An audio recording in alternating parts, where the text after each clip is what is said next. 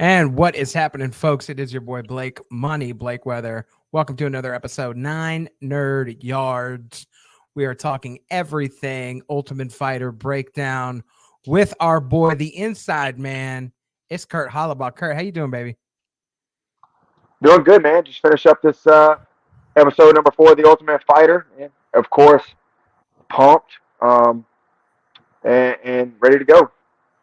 For sure, man. Y'all got the win again, bro. Whatever y'all got in the water, bro. There's some going on there, and I like it. Sure, man. Tough fight, but as you see, man, the vets are there for a reason, and we're handling business. Yeah, no, actual factuals. All right, let's get into this real quick, man. So this fight, there was a little bit of, I don't know, like medical, we call it medical reason. Homeboy had like sort of a cold sore going on, can't fight with that. And so they pushed it back from, what was it? Not the last week's fight, but the fight before that one, right? Right. And then now that they fight this week, how many days as far as time goes? I'm gonna guess they pushed it back like separate times of fighting. So how many days from the first fights that they had to this fight did they actually have to cut weight or train or whatever? I think it was a whole week. They had a whole week. Yep. Dang. And y'all fought what, like 2-3 days in? Like those were the first fights or what? So no, I want to say the first fight, like so once like we got there and we got our fight picks done and we got our matchups done. We the whoever was selected and fighting the first week fought literally like 5 or 6 days from the fight announcements, and then you had guys fighting the second week. Okay, so it was like 4 fights and 4 fights. Yeah, that's how it's supposed to be. Okay, got you. Okay, just want to keep on track of timeline. Um, Also, I had a question, and I forgot to ask it last week, but I feel like this is a solid one. Is when you're training, right? And you're training, you've obviously you're very vetted, bro. You've been around the game so long.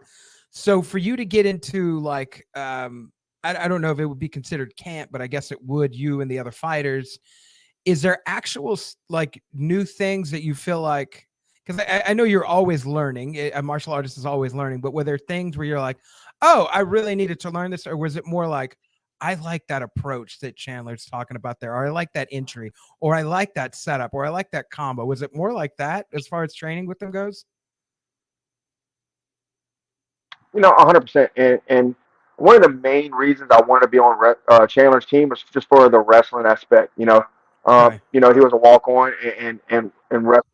So that was one of my main focuses in learning more of wrestling going into this camp. Because I mean, it's not a secret. Everybody knows most of my losses. I was kind of out wrestled. So going in here with Chandler and learning a lot of his wrestling drills really, I think, took me levels above what I was. Factuals. Okay, so that was really the part of your game where you're like, this is something I could improve upon, whether it's offense or defense. Yeah. Well, I mean, because anybody's ever watched my fights, you know, I box pretty well. I kickbox pretty well. And when I'm more in top, I can throw some nasty ground and pound. Then, Right. I'm a BJJ black belt, so I got a lot of submission wins, you know, Right. on my record with that. So, it's just that the little maybe taking the fight down or being able to get back up was always, you know, my biggest thing. And I felt like that's kind of all we worked being on Chandler's team. And I think one of the fights that comes to mind, again, I've followed your career. We've been buds since for forever back in the Titan FC days. Is the Andre Harris fight, right? Like that dude was peak wrestler, bro. Like just out wrestled everybody, got everybody to the ground, Yep. was the lightweight champion for a time. So that was one of the fights when you were saying that. I was like, oh yeah, like that was okay. Yeah, that I mean, you see it as a something you want to improve upon. So that totally makes sense. Absolutely. And everything happens for a reason. All of these fights that I've had, all the wrestlers I've fought, every time I fight and I lose that fight, I feel like I always get better. I always got things to go back and work on. I want to try to improve what may have cost me that fight. So, when Chandler was a coach or Connor was a coach, to me, it was a no-brainer. I told my wife, told my kids, I'm like, please, I want to be Chandler. Don't want to be on Connor's team. That's funny, man. And you've gone. I mean, you not only went on my show. There was another show you went on where you sort of give this credit to anybody who's just like, oh, he's just saying that because he's on Chandler's team now. It's like, no, like it's very well documented that like you're very pro the team that you got selected on for a reason. Right. And now, don't get me wrong, I'm special. If I would have, because like I don't know if you what you've been watching or whatever, but Chandler straight up says, hey, our plan was for me to win the toss. Going to take the up and comers. That would have put us going with Connor, and I'm glad it Right. didn't happen. But if that was the case, if I did go to Connor, I would have made the best of it. I would have welcomed the guys, and I would have wanted to train with the guys. But thank God that didn't happen, and I was able to be on Chandler's team. So definitely happy. For sure. Okay, I had this note as I was watching this episode. Okay. So, as you're training with your team, right? Was there ever a point where you maybe intentionally held back the most of what you could do or sort of eyeballed other people and saw well what they could do in the sense of like you might be fighting your very own team members if it comes down to it in the finals. So was that ever sort of like a in the back of your mind sort of some gamesmanship that you ever like did or sort of what looked out for? 100%. And one of the main things my coaches said going over there, and they're like, dude, don't give away your game in All the practice. secrets. Don't do this. Yeah. Don't do that. And I'm like, that's obvious. But the thing about me is, and even in my own gym, I don't think that I'm like the best guy in the gym when it comes to training wise, because I feel like I'm such a good partner in the gym that I feel like I always let some of these guys get the best of me. Whether it's sparring, whether it's grappling, whether it's wrestling, and Right. I just feel like I'm a very good partner. Like I know how to partner drills with guys. I know how to run gyms. I know how to help guys out. Not saying that I just laid down for everybody, on the Ultimate Fighter, but there was a lot of times where, of course, I just to me, I cannot go 100% in the gym, and I've always said this from day one day I started fighting. I'm like, even when I'm sparring, I might be sparring, we might be throwing down, but I cannot let that full 100% go. And I just always feel like that extra 20% or 30% has to Mm-hmm. be for actual fight night. Right. So you sort of train with that in mind already. So it wasn't anything out of I guess what you would be out of your normal rhythm that you'd be doing. You're like, Right. bro, I do that anyway. So they're not gonna catch on to what Holobaugh's doing over here. Now, of course, like one of my best weapons is just to be able to pressure a guy, come forward, pressure, pressure, pressure. A lot of times make the guy miss. And really, that's what I did to a lot of the guys on the Ultimate Fighter. And I felt like, in a way, a lot of the guys liked to really train with me too because they knew I was going to, we wasn't going to hurt each other because I'm not about trying to hurt my partners in training anyways, Mm-hmm. but we was going to be in there and we was going to, you know, train hard to a sense, and I was going to pressure forward, pressure forward. So I'm giving these guys like really good work without actually damaging each other. Yeah. That makes sense because like y'all also again potentially are fighting up to 3 times. You're cutting weight up to 3 times. Like the last thing you're trying to do is already beat your bodies up in the middle of beating your bodies up, on the on fight nights on the show, right? For sure. Yeah, that just makes sense, man. But yeah, I was definitely curious because I'm like, if I was training, like I would not be, I would be like, oh yeah, that's a cool combo. I've never seen that before, but be like, bro, I've thrown that combo like 1,000 times. I'm sure it wasn't. I know. Look, and that's actually the way that we actually train, and that's kind of how Chandler had us training. We didn't go in. We didn't full out spar. Okay. Really any.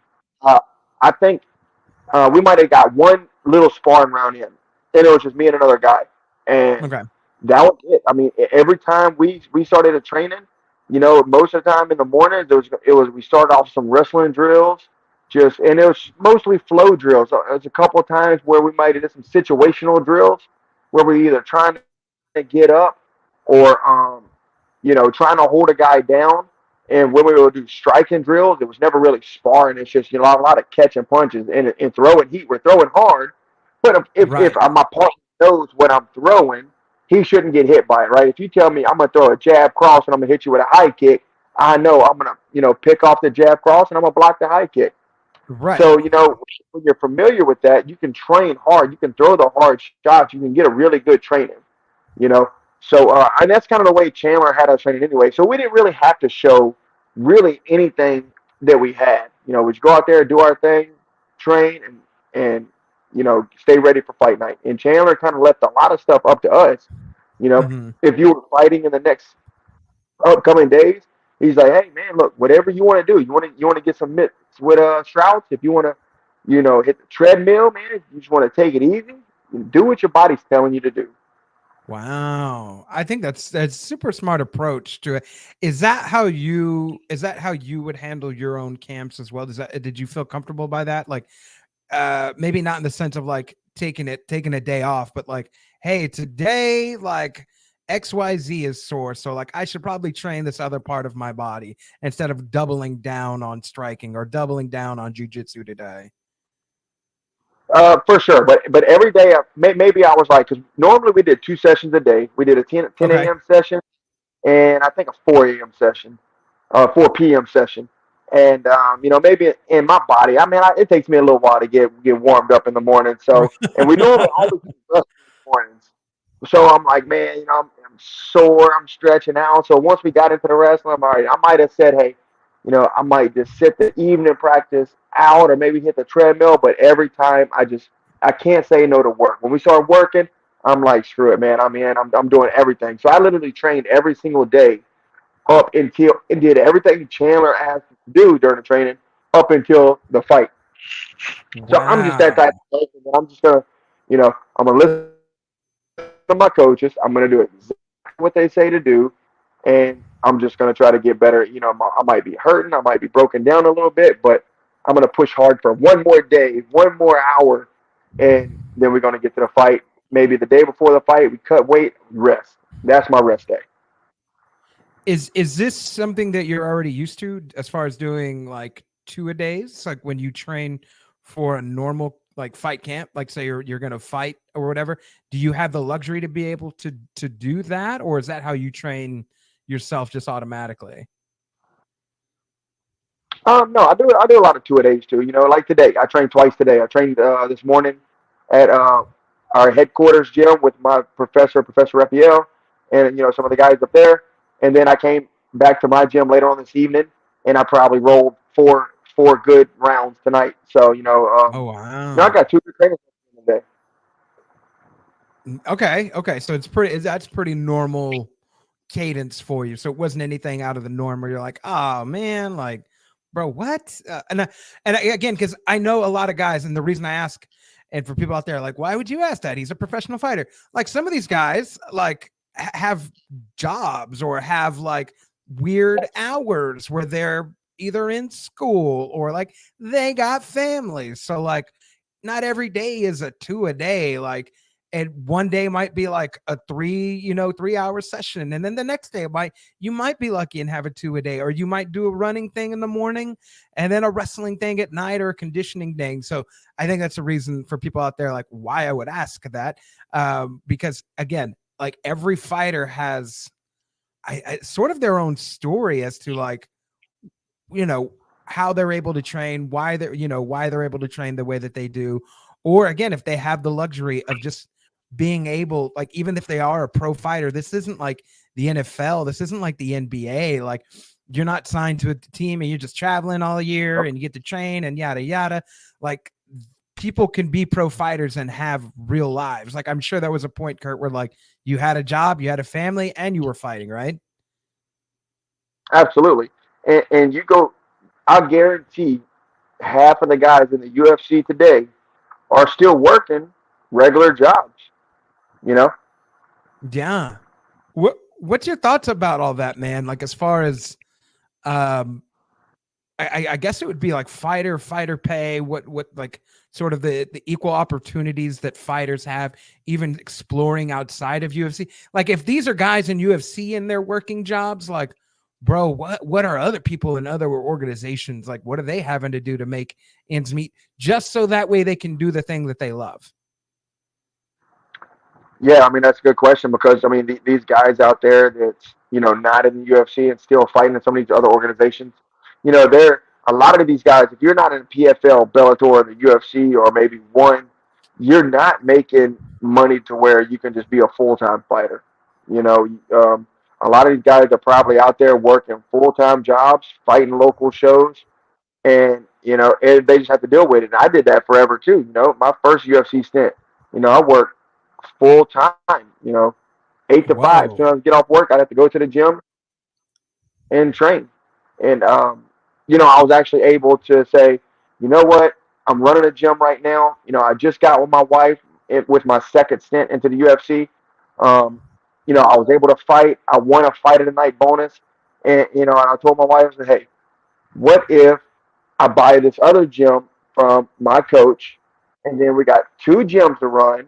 I think we can make it. What do you think about that? And she was all in for it, and that's how I was able to be a full time fighter, which I still have to show up every day, teach all my classes. I still train with all my guys, but not every fighter has the luxury of having their own gym to where they can just go train every single day. So it's Right. hard if they're not if they don't have that type of luxury, they're having to work their 9 to 5 and figure out a way to provide for the family while training and making a little bit of money until they make it to a bigger organization like the UFC. Yeah, and that was sort of the story tonight, right? Like, on both sides, right? Like, this guy here, he's living with the parents, he's doing garden stuff. You got Timur, who's recently, or he's married for the last 3 years, but he's got his kid, right? Like, he's got a family. Like, these guys are just like, hey man, like, I'm all everybody's there to like be like, listen, I have a dream, and this thing could help make that dream possible. And so it's really crazy, everybody coming from all of these backgrounds like that are very humble, and all saying like, but we all have the same dream, and we're all fighting. Literally, how like when people are like, I'm gonna fight to get my dreams, like, no, you guys are literally fighting to like make your dream come true. And it's incredible. No, It's for sure. incredible. I want to ask this, Kurt, now that you own a gym though, um does it, as far as I guess training other people, have you found like a newfound sort of love for, I'm guessing it's all MMA, but also you talked about rolling, so there's also a lot of jujitsu, and I believe, is it Rafael Lovato, is that who's gym? No, Rafael Elwanger. He's actually a Okay. black belt from Carlos Gracie Jr. He's from Brazil, moved to America years ago, and Oh, started up a gym. And wow. that's actually the first gym that I stepped foot in when I told myself, hey, I want to fight in the cage. I want to be a fighter. I found his gym, walked in, signed up, started doing all the classes, started fighting amateur, started fighting pro, never left, and here we are Wow. now. Dang. All right. So, full-fledged like story with this guy. Like, he's been the day one. You've been the day one. He's been the day one. Um, but as a coach now, right? And as a trainer, have you found, one, like a newfound appreciation for like fighting, like a new spark? And also, two, are there things like basics that you train when you train, people who come in, other fighters, anybody essentially, where you're like, oh, like this is, because I'm breaking it down, this is an interesting way for me to think about this approach, whether it's you're rolling, so it's an entry into, setting up a submission, or whether it's a takedown, or whether it's, a striking combination, or even just doing punches, being like, oh, like, this makes more sense to me, so I get to explain it better. Because I get to explain it better, I get to think about it more. Have you found sort of like that you know what I'm saying, that sort of symbiotic relationship with training and being a fighter at the same time. Absolutely. You learn so much whenever you're actually teaching. And like, man, I start off with my 3 and 4 year old class, and then I go to my 5 to 9 year old class, and my 10 to 13 year old class, and then the adults. So starting out every day, and and of course, when you're teaching kids, you really gotta slow it down, break Yeah. down every single thing you show them so they can understand it, right? So of course Hmm. that makes you better. And then I felt like I've built a pretty big fight team. We got a pretty big fight team. We Oh, actually have a nice. fight card Saturday. I have 10 guys on the card. What? I think there's 15 fight team cards, and 10 of them's my guys. Um, Dang. so yeah, man. And not only that, I've had guys that's fought Bellator. I've had guys Uh-huh. that's fought PFL, and I'm traveling with these guys. I'm going to all the shows. I'm still learning how to be a coach, and I call it locally managing because right now when you got guys fighting locally, they don't need a manager. So of course, Right. who they turn to? They turn to me. They're my guys. I take care of them when I talk to promoters or when I negotiate some pay for my pros. I'm the one. Hey, they might offer 5 and 5, and I'm like, man, look, he made 5 and 5 last time. Can he get 650, 700, maybe 20% ticket sales? All right, yeah, that Right. sounds good. So I'm learning how to kind of manage for my guys too. And and like I said, we have a fight card Saturday. I got a bunch of guys doing kickboxing. My son's doing a Muay Thai match in the cage. What? I That's got a couple dope. of hitters.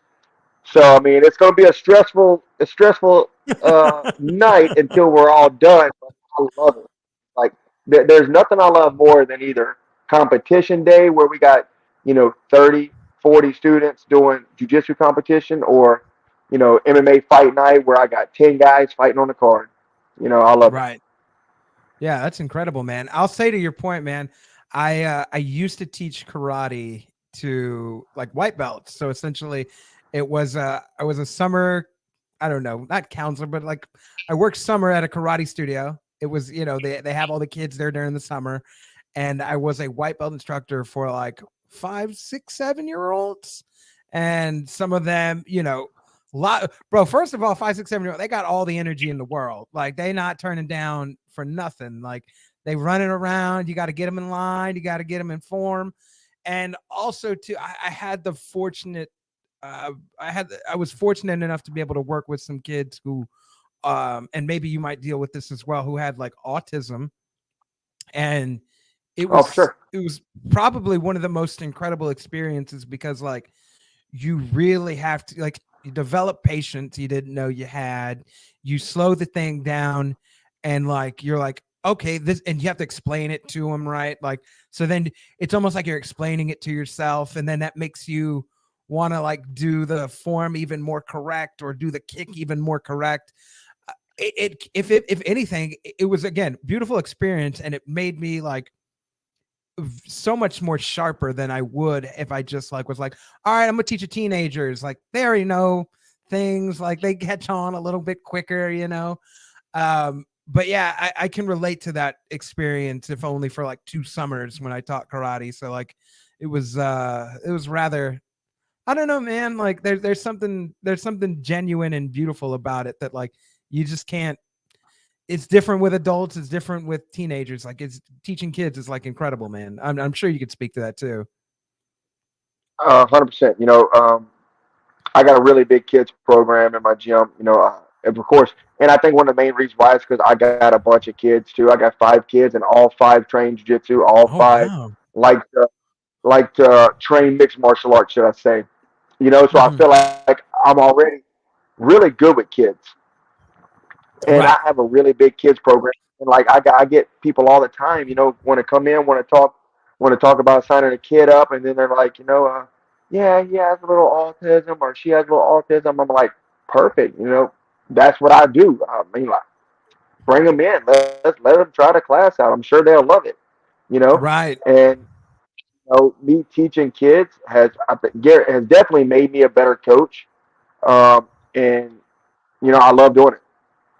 That's incredible, man. That's incredible. That's lovely. All right, let's talk about let's as we round this out. Let's talk about your guys real quick. Talk about this fight coming up for this weekend because I'm sure you'd love to like you give them a shout. You know, put them on blast and be like, hey, like here's a fight. If you're in town, check this out. Shout out some of your fighters, man. Like weights and stuff like that. What you're excited about going into this weekend? Oh man, like I said, we got so many fights this weekend. I got probably my next guy. We're hoping to get him on a contender series here soon. Okay, He's 4-0 deal. He's fighting the main event this week in Homa for a good friend of mine, Justin Vernon, in CWC Cage Warrior Championship. He's going to nice. main event. He's going to fight. We Okay, got another guy, Darius Scott. He's fighting for a 185 amateur title. Got our guy Caleb Lee. He's fighting for a 145 amateur title. I got. So here's the thing: you can fight MMA in Louisiana at 16 and 17 years old. So I got a young up oh, and coming guy, 17 years old, Eddie Callahan. He's going to be fighting his first actual amateur MMA fight. Um, I got a couple other guys on the card doing kickboxing. I got a guy calling Triple D because he's a big wrestling fan. Me and him were kind of wrestling fans. He walks out to Triple nice. H's theme song every time. Dom, the Dominator doing stuff. He stepped up and took a kickboxing match on like a week's notice. So he's going to kickbox next week.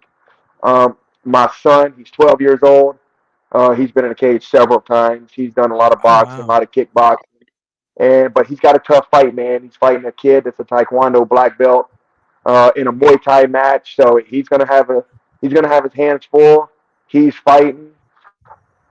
Shoot, I know I'm missing some guys. Like I said, there's so many, but yeah, man, it's gonna be a good night of fights, and I'm ready to see how it Yeah, plays out. for sure, man. I had to ask further because your face like lit up when you were talking about it. You're like, oh my god, my guys, bro, this event like is going down for real. You know what I mean?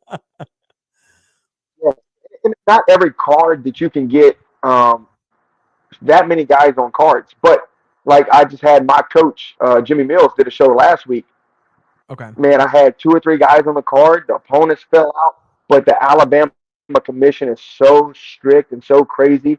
They got crazy rules, and a lot of the guys that I have are 17 or 16 that just want to fight. Like, I want to say I got two 17-year-olds and like an 18-year-old on the card coming up, and they're doing kickboxing and youth MMA. I got one kid doing what they call a youth MMA. It's pancration, and there's no Okay. head strikes. You can wear regular small gloves, you wear shin pads, and everything from neck down, punch and kick wise is legal.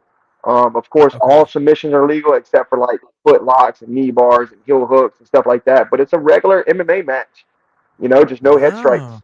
Wow. Um, and of course, Alabama, they don't. You can't fight at 17. You can't fight at 12 years old. So that's how we was able to get this card pretty stacked. Okay. That's dope, man. You got to skirt around the rules when you need to sometimes to make some things happen. Yeah, for Kurt, sure. last question here, and then we'll get you on out of here, man.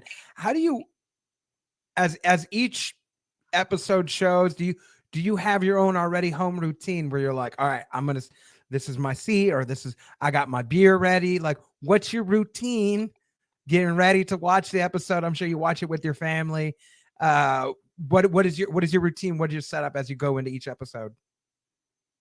So our very first episode, or the very first episode that came on, we actually did a Uh-huh. big fight party at my gym where I want to say we had 70 or almost 80 people show up, all my Dang. gym members, to watch the fight at the gym. And even though I wasn't fighting, it was just the debut of the Ultimate Fighter. And cool thing, I got a lot of TV time in it.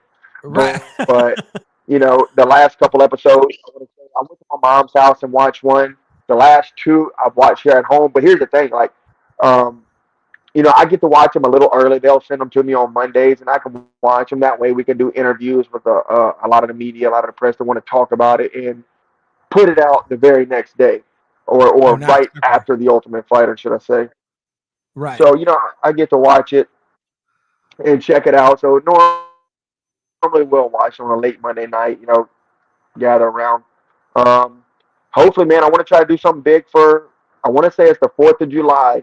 That's when I'm gonna fight Lee Hammond, and you guys can expect fireworks. Everybody's ready for it, man. Counting Wait, down the days till it happens. Kurt, man, well, that was this week's episode, but I want you, as usual, man, as we round this out, go ahead and take over my show, and let people know where they can find you till next week, what you're doing, and just shout out this weekend again if you want to, man. The floor is yours. yeah, I appreciate it. So yeah, man, definitely follow me on Instagram, k.holobaugh. Easy to find. Look me up. Give me a like. Trying to get that blue check, the legit blue check. So yeah, follow. Thank my sponsors, Covington Power Sports, man, Cree Ultimatum, K-Ray Construction. Those guys have been riding with me for a long time. Man, let me thank my management team, Sucker Punch, Brian Butler, Brian Hamper, Chris Creech. Those guys are awesome, always helping out. And of course, my team, Gracie United, Team Juke Out South, man. Like I said, a lot of guys that show up every day help me out. A lot of guys fighting this weekend. We're going to try to hold it down, represent, run the table. It'd be great to come out 10-0. So let's go. We're gonna find out next week, Kurt. I'm gonna check in with you, and not only find out about what happens on TUF, but what happens with your guys in real life. So, wishing everybody on your team the best of luck. Everybody, go follow Kurt on Instagram and Twitter. Let's get this man his blue check. Let's give this man his flowers. Let's help this man be legit. I'm trying. Hopefully we fight. I'm hopefully People will gain know. a lot of exposure off of that. Factuals. Well, everybody go follow Kurt. And while you're on all the social mediums, feel free to follow me, Money Blake Weather, Facebook, Instagram, Twitter, and Snapchat. Also on TikTok, it's all Money Blake Weather. You can also follow 9 Nerd Yards. Every Tuesday, we are breaking down the Ultimate Fighter season 31. Jesus Christ. I was like, season 40, season 31. With Kurt as we sort of count down the days till he fights. You can catch us every Wednesday breaking down The Idol. And on Thursdays, we will be breaking down Secret Invasion. So anybody that's Marvel fans, go ahead and catch up with us there. Kurt, again, always appreciate the time coming on and just like shooting the shit with me mostly. Everybody out there, thank y'all so much for tuning in, whether it's live right now or on a replay morning, evening, afternoon. I do appreciate you. And until the next time, we will see you. Peace.